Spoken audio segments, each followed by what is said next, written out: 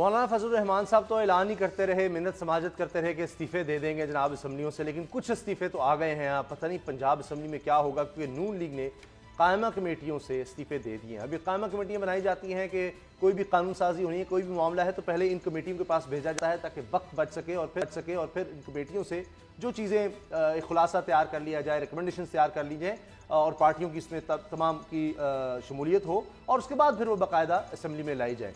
تو اب قائمہ کمیٹیوں سے استعفے دے دیے ہیں, تقریباً 70 ارکان نے جناب یہ استعفے دے دیے ہیں. تو اسد کھرل صاحب, اب یہ کیا پنجاب اسمبلی ہل جائے گی؟ بڑا اصولی فیصلہ ہے. فیصلہ اس لیے کیا کہ جی حمزہ شہباز کو آپ نے پبلک اکاؤنٹس کمیٹی کا چیئرمین کیوں نہیں لگایا؟ اب وہ کیا کہتے ہیں, دودھ کی رکھوالی پہ بلے کو بٹھانا, یہی کہتے ہیں شاید. پہلی تو بات یہ ہے کہ اگر پبلک اکاؤنٹس کمیٹی کا چیئرمین حمزہ شہباز کو بنانا ہے تو اس کا مطلب جو آپ کے والد نے 10 سال تک پنجاب میں رول کیا اور جو غدر مچا, جو 56 کمپنیاں بنی اور جو اربوں روپے کے سکینڈل نکلے, ان کے اوپر مٹی پاؤ.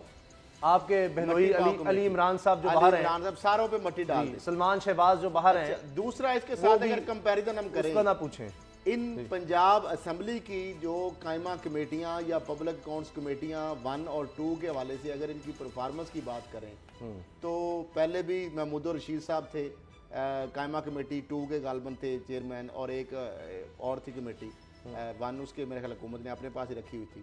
مجھے یہ بتا دیں کہ 10 سالوں کے دوران محمود الرشید صاحب نے کتنے ان کے سکینڈل پکڑے, کیونکہ پنجاب اسمبلی کے اندر 10 سال کے اندر کوئی قائمہ کمیٹی کو فنکشنل نہیں ہونے دیا شہباز شریف صاحب نے. یہاں پہ ایک آمریت مسلط تھی, یہاں پہ اجلاس نہیں ہونے دیا جاتا تھا, یہاں پہ ریکارڈ نہیں منگوا سکتے تھے, ان کے پاس اختیار نہیں تھے, وہ سیکٹری کو نہیں بلا سکتے تھے. اچھا کھرل صاحب جی ایک سیکنڈ, جی بابر صاحب آپ بات کریں. مجھے خورشید شاہ صاحب یاد آ رہے ہیں, وہ بھی پبلک اکاؤنٹس کمیٹی کے چیئرمین ہوتے تھے. اب دیکھیں اربوں کی کرپشن سامنے آ رہی ہے. میں آپ کو بتاتا ہوں, میرے پاس ڈیٹا ہے کہ پنجاب اسمبلی کی 42 اسٹینڈنگ کمیٹیز ہیں, قائمہ کمیٹیز ہیں. 2013 سے 2018 تک ان 42 میں سے 32 جو ایسی کمیٹیاں اسٹینڈنگ کمیٹی تھی جن کی 5 سال میں صرف 5 میٹنگز ہوئی ہیں. 5 سال میں صرف 5 میٹنگز ہوئی ہیں, کیونکہ ان کے پاس کوئی ایجنڈا ہی نہیں تھا, کوئی بل ہی نہیں آیا. تو یہ ویسے ایریلیونٹ ہے. نواز شریف کے دور میں, شہباز شریف جب سی ایم تھے تو اس وقت ان کی اپنی پارٹی نے انہوں نے کہا کہ جناب اسٹینڈنگ کمیٹی کے پاس کوئی بزنس نہیں ہوتا, تو آپ ہمیں وہی پاور دے دیں, وہی اختیارات دے دیں جو کہ سندھ میں ہے, کے پی کے میں ہے, نیشنل اسمبلی میں ہے یا سینٹ میں ہے. یہ نہیں کہ ہمیں سو موٹو کا اختیار دے دیں. ہم کسی بھی ڈپارٹمنٹ کو, کسی بھی سیکرٹری کو بلا سکتے ہیں, جس طرح اسلام آباد میں نیشنل اسمبلی میں بلایا جاتا ہے یا سینٹ میں بلایا جاتا ہے.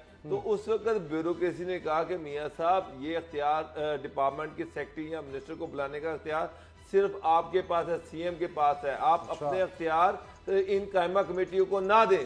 تو شہباز شریف صاحب نے نہیں دیے تھے, تو ان قائمہ کمیٹیوں کی حیثیت ہے ہی کوئی نہیں ہے. اب صرف ایک مقصد کے لیے یہ پروٹیسٹ کر رہے ہیں, وہ یہ ہے کہ پہلی بات کھرل صاحب نے کر دی کہ جناب شہباز دور کے جو بھی آڈٹ پیراز ہیں ان پہ مٹی ڈالی جائے, نمبر 1.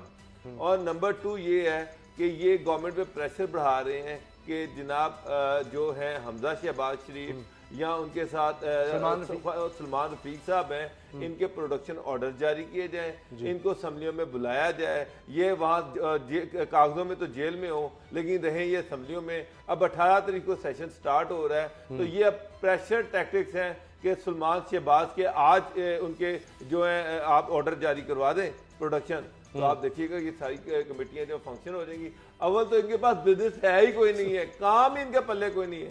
یہ ہو یا نہ ہو کوئی فرق نہیں پڑتا, کیونکہ پچھلے 10 سال بھی ان کے پاس کوئی بزنس. اچھا وہ بھی استعفے انہوں نے اسمبلی میں جمع نہیں کرائے, پارٹی کے پاس کرائے ہیں. 70 میں سے 67 لوگوں نے معاملہ صرف اسمبلی میں جمع کروا دی. چلے اسمبلی میں جمع کروا بھی دی, لیکن اس کی کوئی حیثیت نہیں ہے. یہ ربڑ سٹیمپ جو قائمہ کمیٹیاں ہیں جن کو نون لیگ نے ربڑ سٹیمپ بنایا, جبکہ سینٹ کی کمیٹیوں کے پاس پاور ہے, قومی اسمبلی کی کمیٹیوں کے پاس پاور ہے, سندھ کی کمیٹیوں کے پاس بھی تھوڑی بہت پاور ہے, کے پی کے میں ہے, بلوچستان میں ہے. لیکن یہاں پہ تو باقاعدہ آپ محمود الرشید صاحب سے پوچھ لیں کہ ان کو یہ اختیار نہیں تھا کہ یہ سیکرٹری کو بلا سکتے.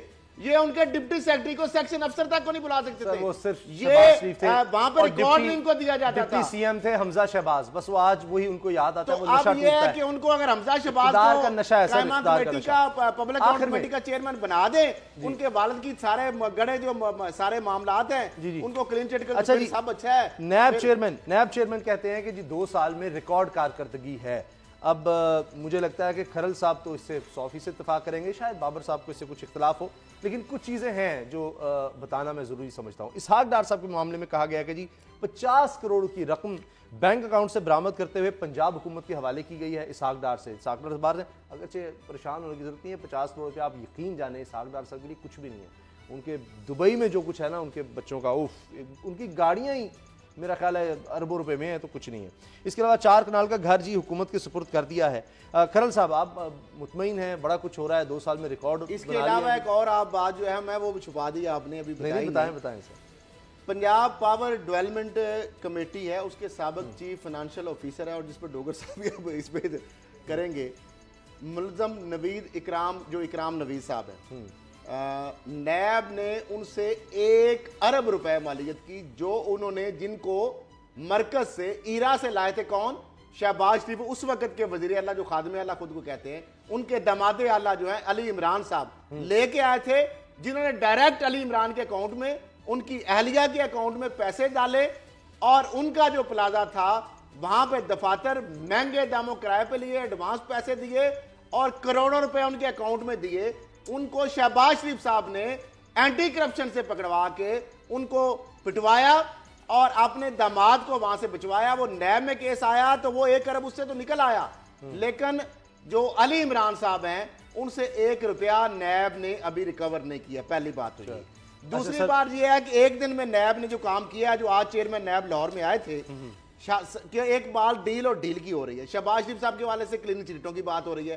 شہباز اور شریف فیملی کے حوالے سے نئے جو کیس آئے ہیں, میں 1 منٹ میں صرف بتاؤں گا. جلدی سے. سابق وزیر اعلیٰ پنجاب شہباز شریف, ملزم حمزہ شہباز, سلمان شہباز اور دیگر خلاف منی لانڈرنگ اور آمدن سے ظاہر اثاثوں کی تحقیقات یعنی مزید اگلے فیز میں چلی گئی. چودھری شوگر ملز کیس میں میاں نواز شریف, مریم, یوسف عباس اور عبدالعزیز کے خلاف بھی انکوائری جو فارملی اتھورائز کر دی. پنجاب پاور ڈیولپمنٹ کمپنی میں ملزم اکرام نوید کے خلاف آمدن سے ظاہر اثاثوں کی وہ تحقیقات جو اگلے سٹیج پہ چلی گئی ہیں. شہباز شریف صاحب کے داماد علی عمران یوسف کے خلاف تحقیقات. وزیر خزانہ اسحاق ڈار کے حوالے سے آپ نے بتایا کہ اثاثہ جات کی کیس کی, اس کی تحقیقات کے حوالے سے پیش رفت ہوئی ہے. شہباز شریف, حمزہ شہباز, اپنا نواز شریف صاحب رائے ونڈ کی توسیع جو انہوں نے کی تھی اپنے گھر میں جانے والی مبینہ اختیار استعمال, وہ اس کے خلاف جو تحقیقات کی. نواز شریف صاحب کے خلاف ایل ڈی اے کے پلاٹوں کے حوالے سے 30 دہائیاں ہو گئی ہیں, 3 دہائیاں, 3 سال روڈ کو بھی اس کے حوالے سے یہ انکوائری چلے. کام کو زنجیر عدل ہلی تو ہے.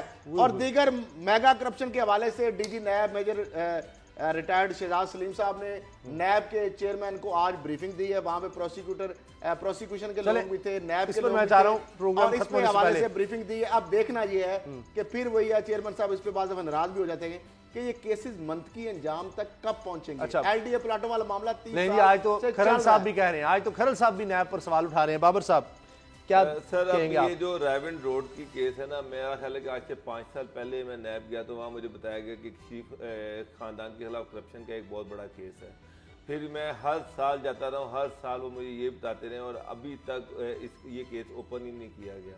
تو مجھے نہیں پتا کہ نیب کس چیز کا انتظار کر رہی ہے. اور جو قصے کہانیاں یہ کہ ان سے ایل ڈی اے پلاٹوں میں تو ہمارے کوئی 2 صحافی جو تھے, ان کو اب صحافی بھی کہنا, اب کیا کریں, وہ ہیں تو صحافی. اب انہوں نے بھی وہاں سے مستفید ہوئے تھے, بہت سارے اہم لوگ مستفید ہوئے تھے. اور یہ 25-30 سال پرانا کیس ہے. پہلے نیب میں ایم این ایس کے نام سے کیسوں کا نام رکھا تھا. ایم این ایس جب سلائیڈ آتی تھی وہ کہتے نیکسٹ. تو اب کم از کم یہ کیس ہلے جلے ہیں, تو اس کے اوپر کوئی فیصلہ کر دیں. ان کے خلاف انکوائری یا تو بند کر دیں یا اس کے اوپر کوئی لاجیکل اینڈ تک پہنچائیں. بہت سارے تھے ملزمان جو ایل ڈی اے کے تھے, وہ قمر زمان چودھری, ایک تو چیئرمین نیب تھے سابق ان کے درباری, ایک Qamar Zaman Chaudhry D G L D A بھی تھے جو محمودی کو جنہوں نے ریسیو کیا تھا بزرگ سے. وہ قمر زمان تھے پرانے وقتوں کے. پلاٹ کہاں سے کہاں پہنچے, ایک صحافی نے چیکوں کی لسٹ چھاپی تو وہ صحافی میرے پاس ہوٹل میں آ گیا. میں کہا کیا ہے؟ وہ کہتا ہے جی میں وضاحت دینے آیا کہ یہ جو پیسے آپ نے کہا نا کہ نواز شریف صاحب نے میں چیک بطور خزانے سے لیے, یہ لفافے, کہتا ہے یہ لفافہ مجھے ایک پلاٹ ملا تھا نواز شریف صاحب سے LD کا, اس کے عوض میں نے کہا جی اس کی جو فیس ہے وہ بھی آپ اپنی مرضی سے اپنے پیسوں سے دیں, وہ بھی میں نے اپنی جیب سے نہیں دینی. تو معاملہ یہاں پہ یہ ہے کہ یہاں پہ بڑے بڑے میڈیا ہاؤسز نے سینکڑوں کنالیں سرکاری زمین ان کو جو دی گئی ہے, جو صحافیوں کے نام پہ لی گئی ہے, صحافی کلونی کے نام پہ لی گئی ہے. Short comment. اس کے بعد علی جہانگیر صدیقی کا کیس کہاں پر ہے, میاں منشا کا کیس کہاں پر ہے, ملک ریاض کے کیسز کہاں پر گئے ہیں؟ 2 FIR تو اینٹی کرپشن میں ہے, اس میں بھی وہ بیل کرا کے بیٹھے علی جہانگیر صدیقی جن پہ کوئی 70-80 ارب روپے کی انسائڈ ٹریڈنگ کا الزام تھا, وہ نیب میں پیش بھی ہوتے رہے ہیں, وہ ایک دم وہ غائب ہی ہو گیا ہے. اور تو چیئرمین نیب یہ بھی بتانا پسند کریں گے کہ یہ سارے قومی خزانے کو کم از کم 100 ارب کا لاس ہوا ہے, اس پہ انہوں نے کیا ہوگا. کل سر آف کورس کل نیب میں یہ جو کیس ہے میاں نواز شریف صاحب کا, تو کل فیصلہ ہوگا کہ کیا وہ حکومت کی مشروط شرط پر باہر جائیں گے یا پھر وہ بونڈ دیے بغیر باہر جائیں گے. کھرل صاحب میرے جو ذاتی رائے, ظاہری بات ہے عدالت نے فیصلہ کرنا ہے, میری ذاتی رائے کے مطابق عدالت پھر حکومت کو ہی کہے گی, الٹیمیٹلی یہ حکومت کے ہی اوپر ہی آنا ہے کہ باہر بھیجنا ہے بغیر انڈیمنٹی بانڈ کے یا بانڈ کے ساتھ. یہ حکومت نے ہی بلا کر فیصلہ کرنا ہے. عدالت جو ہے ان کو, میرا نہیں خیال کہ اس کے اوپر سے ان کو کہے گی کہ آپ یہ ویو کر دیں. سر ایک بات ہے, فیصلہ تو کورٹ نے کرنا, جو بھی دینا ہے نا جورسڈکشن کا معاملہ بھی ہے, خاندان کی طرف سے نہیں آ رہا, لاہور ہائی کورٹ کا جورسڈکشن کا معاملہ بھی ہے, اور بہت سارے اس میں انہوں نے ضمانت کے کبھی پیسے پہلے دیے ہیں نا اب انہوں نے دینے, وہ تو اپنے کھانے کے علاج کے نہیں دیتے. تو کل جناب یہ سڑکیں بند کرنے کا سلسلہ رک جائے گا, بس اب بہت ہو گیا, اس سے زیادہ برداشت نہیں ہونی چاہیے. اتنے لوگوں کو پریشان کرنا مولانا صاحب نے آگے ہی بڑا نقصان کر دیا ہے, مزید میرا خیال ہے برداشت نہیں کیا جانا چاہیے. یہ لوگوں کی جان و مال کا تحفظ, ان کی زندگیوں کو اذیت سے بچانا یہ حکومت کا, ریاست کا فرض ہے. سبسکرائب کریں اور بیل دبائیں تاکہ کوئی خبر رہ نہ جائے.